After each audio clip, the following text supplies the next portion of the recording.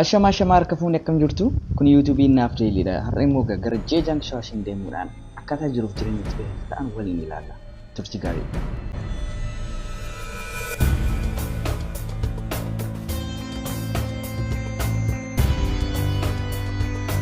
Magaalaan kun egaa waggoota 2500 ol kan lakkoofsitee jirtudha. Magaalaa Chaayinaa jiran keessatti seenaa umurii dheeraa kan lakkoofsitedha.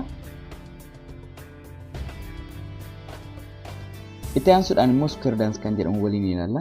Innis guutummaa Chaayinaatti halkan yeroo hundumaa sa'aatii 12 irraa kaasee haga sa'aatii 2tti haadholiif abbootiin karaa irratti bu'uudhaan sosochii qaamaa kan godhanidha.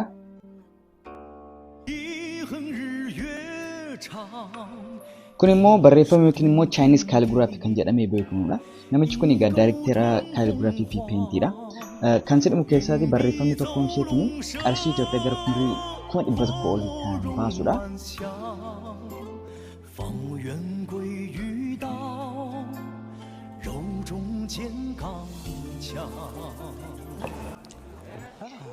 Egaa amma immoo gara gabaa nyaataa deemneerra. Gabaa nyaataa kana keessatti wantoota adda addaa jira. Wanti nyaatamu tokko illee hin jiru.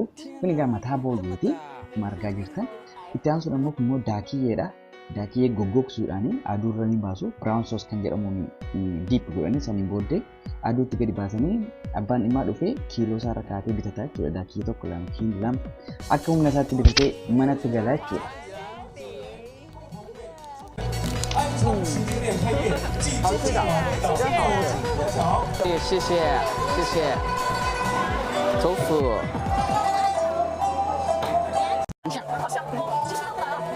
芝士豆腐，芝士豆腐，芝士豆腐。